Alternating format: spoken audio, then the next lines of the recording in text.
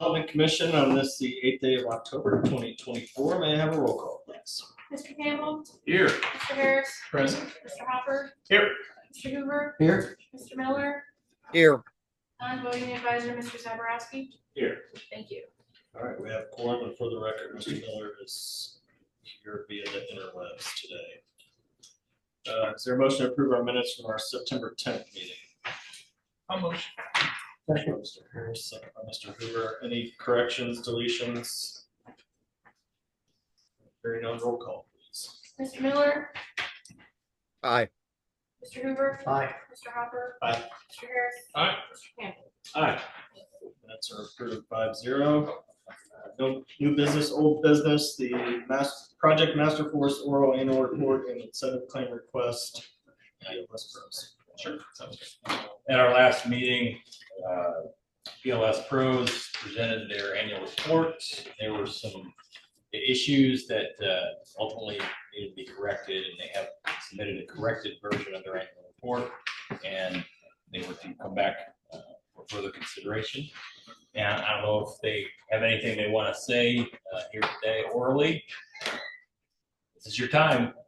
Okay, yeah, I know that Paul Headley, who is on the screen, our CFO, would like to make a couple comments. Yeah, the floor is yours, sir. Oh, I'm sorry. My name is Ryan Ellis. I'm one of the owners. I'm the COO, and this is my business partner, John Black. He's our CEO. Paul Headley is our Chief Financial Officer, and he is on the Zoom call. Paul, did you have a couple comments?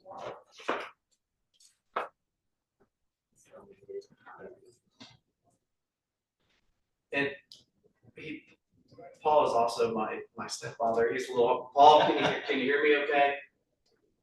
Yes. There we go. Okay. They just asked if we had any comments to make about our adjustments. Can you hear me? Okay. Paul.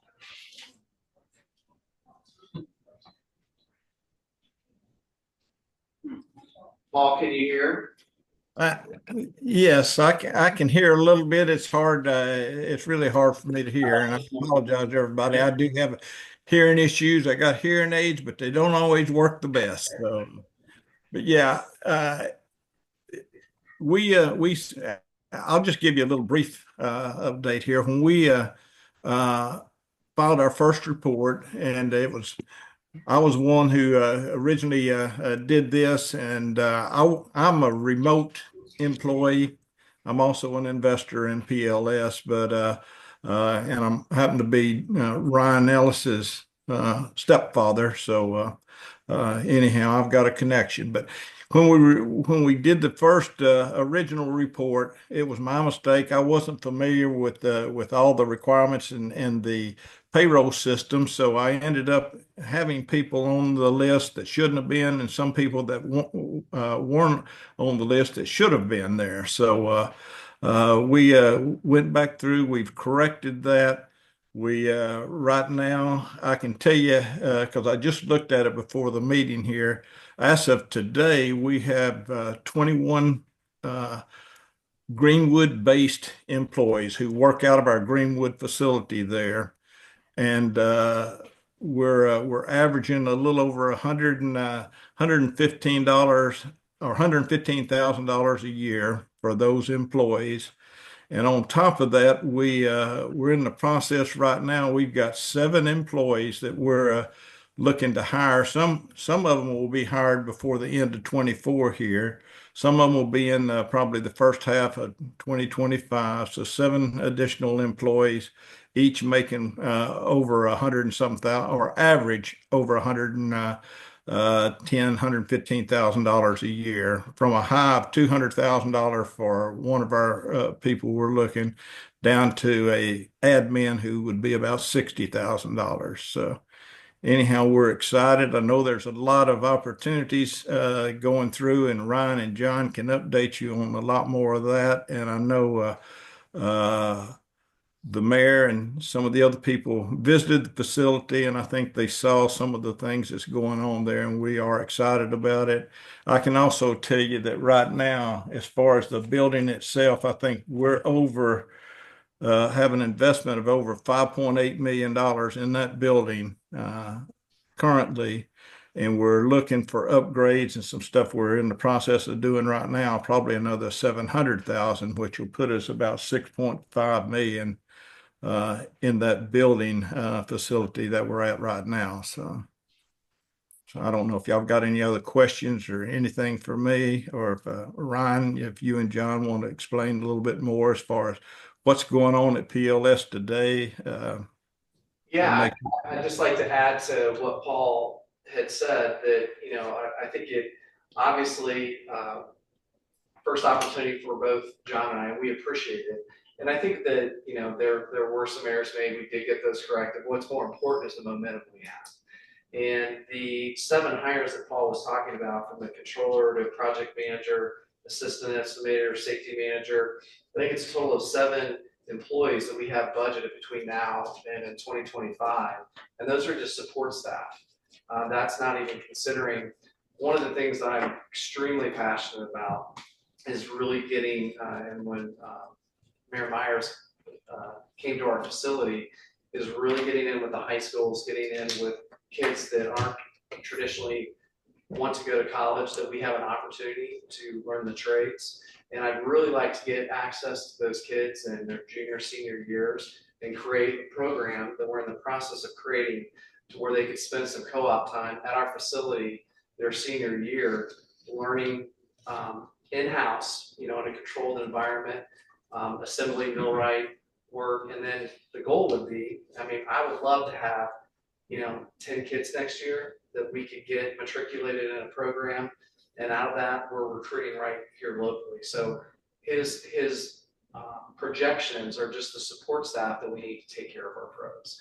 And where I come in is, I really want to get into the high schools, let moms and dads know that there's an alternative to the college debt situation that we have, that it is a viable career path in the trade. So I really, and it does help us from a, I guess, competitive nature. The more that we can recruit locally and get kids right out of high school into our program with no bad habits. So that would be in addition to what we're projecting. And with what Paul is saying, you know, we're at where we need to be through the end of 2024 with the 21 people. And then with the addition of 7 support staff, and I know there'll be more than that with the local pros that we can hire too. So with that, any questions or comments? I have one for you. Sure. Did they, I'm sorry, refresh my memory, last month they missed a target? What were they short of? Their calculation of the average salary that they were supposed to have was slightly short of the $100,000 per year target. And it was because they were including some employees that were not actually located here in Greenwood, and that dragged the numbers down. Okay. And when they revised it, they used only local. I think it ended up being only 18 that were included in the report this year. Correct. And that ended up being, on an hourly basis, $51.85, which translates over $100,000. Correct. And so that was the key difference. It wasn't a number of employee thing. No, it was the salaries. Okay. And how they were calculated. So we're all squared as far as you're concerned? Yeah, and just to clarify the paperwork, they have submitted their corrected annual report. They also submitted a certificate of completion that was supposed to have been submitted, I believe, by the end of 2023. Correct. And consequently, they have requested a waiver of that late filing. Everything that was supposed to be in that filing, showing that they had purchased and spent the required amount for the acquisition by the end of 2023. That's all in here, certified. It's just that they were late providing it, and they're requesting a waiver for that late filing. So that's one thing that you'll have to act upon. And then they've also submitted a claim form for the $50,000 first tranche of the total $100,000 incentive money, and that's ready to be acted upon as well. Any more questions? First thing we need, motion to accept the waiver request. late filing. I'll second that. Mr. Hoover, second by Mr. Harris. Any questions from anybody, comments? Roll call, please. Mr. Hoover. Aye. Mr. Hopper. Aye. Mr. Harris. Aye. Campbell. Aye. Mr. Miller. Aye. Thank you. Waiver is approved 5-0. Second part of that is to approve the $50,000 payment. Correct. Is there a motion for that? I'll make the motion. Motion by Mr. Campbell, second by Mr. Harris. Any questions there, comments? Hearing none, roll call. Mr. Campbell. Aye. Mr. Harris. Aye. Mr. Hopper. Aye. Mr. Hoover. Aye. Mr. Miller. Aye. Thank you. Motion approved 5-0. Gentlemen, appreciate Thank it. you, appreciate it. Blessings, thank you very much. And Amanda, can you take care of getting that claim for the $50,000 to the finance department and get that process so that we Yes. don't docket for next month?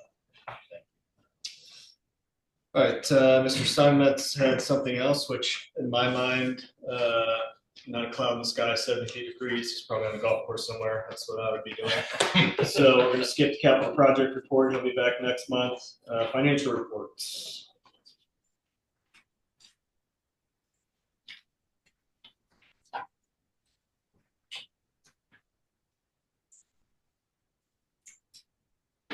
Good to see everybody. I have no update on the monthly financial report. Happy to take any questions. We do have some updates on the next few items. The 2025 spending plan, you've got a draft of that as well as item C on your agenda, the resolution 2024-04 that's been prepared. This is first meeting that is scheduled for public hearing at your next regularly scheduled meeting on November 12th. So there's a couple things here. So the city of Greenwood has actually been preparing additional appropriations on TIF funds for as long as I can remember. Right? It's been an established process the commission has done. What has changed in that is over the last year or so, there's been a lot of changes and additions relative to the adoption of the spend plan. So from a practical perspective, your appropriation process was essentially doing that. It was going through a formal process to advertise and notice and adopt a budget, if you will, for your TIF funds, separate than what you do as your Department of Redevelopment on the general fund side. Those additional appropriations go to the Department of Local Government Finance and set the spending controls for those specific funds. What is new this year is that by December 1st, every redevelopment commission in Indiana has to prepare a spend plan for those dollars as well. So it is somewhat synonymous. There is a form that has been kind of working its way around that has been sort of suggested to be used, and that's what you see as the addition, sort of more of a narrative approach to that. But the TIF appropriations are feeding into that. So it's really no different than your historic process. We're just putting the kind of cover letter, if you will, together in narrative form. That will be submitted to the Department of Local Government Finance as it has been done in the past. So from a practical standpoint, some of the numbers on there, I will tell you, we assume a pretty high level of spending. So we calculate appropriations assuming you kind of a maximum availability approach. So it spends down the funds down to about a 10% reserve. That is not what we anticipate. That's not necessarily what the cash flows dictate. That's what we're trying to do to provide this commission with as much budgetary flexibility next year as you can. Again, no action really needed on resolution 2024-04. We have public hearing at the November 12th meeting. That is intentional because as that meeting, we're also targeting for the annual report to units, which is the meeting that we will open up and invite the library, county, school, city to participate in as well. That way they'll have the budget numbers, the expectations, the forecast, all at that same period. happy to answer any questions that you may have on the information that we prepared. I would like to add one other thing on the spending plan in the new law that requires this. It also says, I'm kind of paraphrasing or generalizing, but you're not allowed to spend any funds under your control that have not been included within your plan. Meaning next year, 2025, if you don't have the funds planned for in this plan, you can't spend it next year. So that's, again, why this was prepared to give you as much flexibility as reasonable. And, one other number from a practical standpoint that may be helpful, the anticipated TIF revenue that's coming out of the 2025 certified incremental assessed values, it's outlined in the sort of supplemental packet. We're estimating just shy of $20.2 million in gross tax increment finance for next year. And that assumes there were a lot of cities AV as well as the county's AV were both up considerably going into 2025. So we actually have an expectation that the actual tax rates the TIF districts have actually come down a bit. So we have about a 5% contingency on that as well. So that's the amount of revenue that we anticipate next year coming in to provide for new projects, fund debt service, et cetera. Hey, speaking of debt service. Yeah. Is it that time for that annual test for the bond? Yeah. Covenants? Yeah, we've been providing the disclosures. We have done that. We've looked at the Fry Road is the one that continues to be the most constrained. It's the only one that's actually beneath a 100% coverage ratio. So that is obviously not ideal. So but it's nearing maturity. Matures, I think off the top of my head, February 2028 or something like that. Okay. And the fund balance for Fry Road is basically been assigned by the controller's office to fully fund debt, and it could defease those bonds today. I mean, so it could fully sink the outstanding principal today if needed. So that cash has been effectively committed to at least make sure to underwrite all of the bond payments until maturity. Hopefully that won't be the case, right? There will be TIF revenues that can pay the majority of that. And then once the TIF revenues on Fry Road stop coming in, whatever remaining balance is not needed for the debt can then be opened back up unrestricted for additional projects in that area. Okay. All the other TIFs at a quick, I believe we're all, top of my head, we're all above a 150 or higher coverage. Which is the requirement, right? It's actually a little bit lower than that. Internally, we always have tracked about a 150. 1.5. Okay, great. Yeah, there's some that are in excess of 200 or more, but the larger, more established ones, I think, are 150 or higher. Okay. Thank you. You're welcome. Do we need to approve this today, or we wait until next? Dated today. Your call. And it's up to you. If you're comfortable, it's very better to just go ahead and get it done now, and that way we don't have to worry about timing and somehow something happening to cause us to miss it. I move we approve the spending plan for 2025 as presented. Mr. Hoover, is there a second? Second. Second by Mr. Harris. Roll call, please. Mr. Hopper. Aye. Mr. Harris. Aye. Mr. Campbell. Aye. Mr. Miller. Aye. Mr. Hoover. Aye. Thank you. Motion is approved 5-0. Very good. Just maybe one last thing, it's on a practical matter. Not likely, but there may be a scenario in the future because this will become an ongoing requirement. If there is a situation where one of those funds or one of those categories, we do come up to that spend plan item, we will need to do an budget amendment to this body and submit a revised version. Okay, just for housekeeping. That's all I have. I'm happy to answer any other questions that you may have. Otherwise, I hope you all have a good evening. All right, department reports. Mr. Hodson. Nothing for Corporation Council. Sir. Mr. Watson.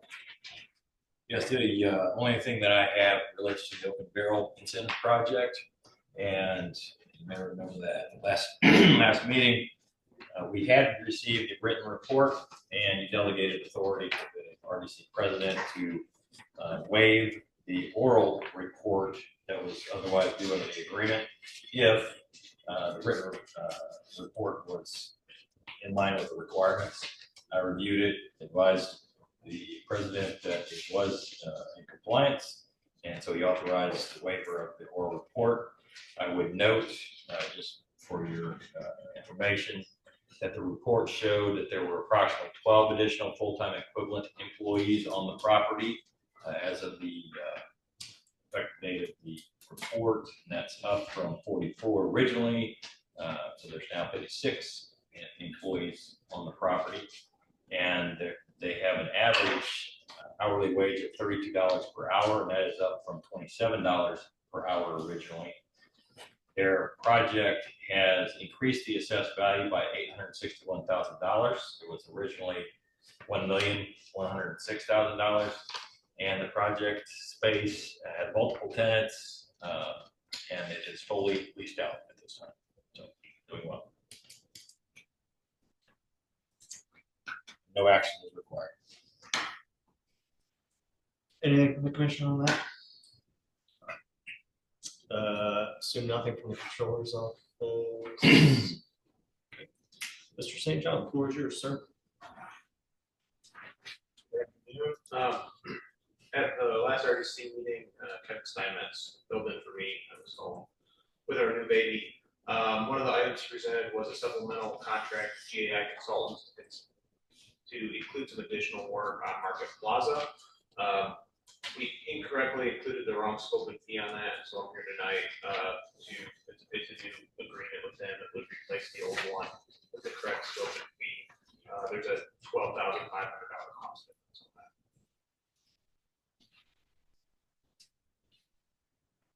So now it's, this change is 58,700. Is that what this one is? That's the correct. And that, maybe that's why Kevin's not here tonight. He might want to be here. He's at the dentist with kids. Ooh, that's so funny.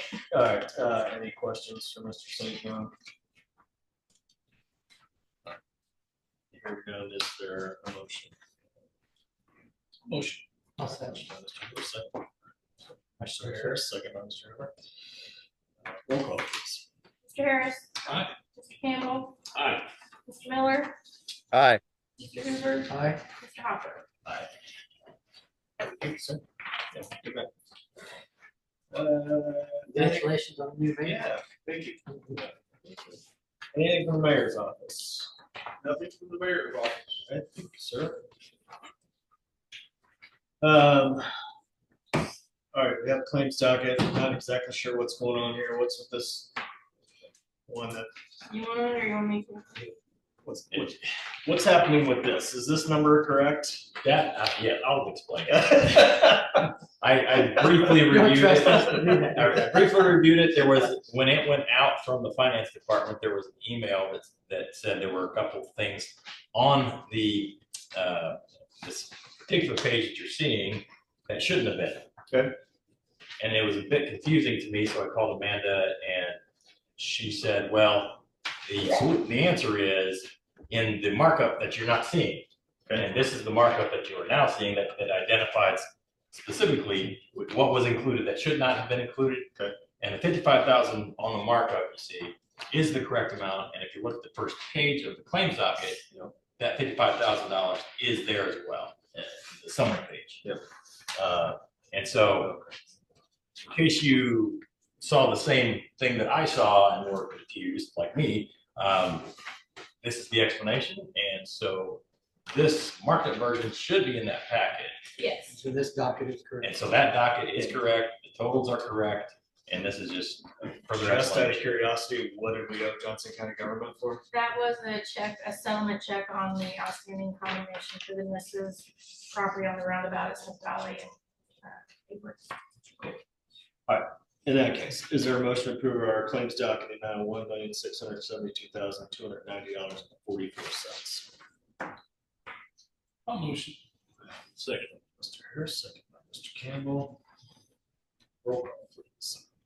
Mr. Miller, Aye. Mr. Campbell, Aye. Mr. Harris, Aye. Mr. Hopper. Aye. Mr. Hoover. Aye. Claims docket is approved 5-0. Any other business either in the room or on the internet for us today? Hearing none, we are adjourned.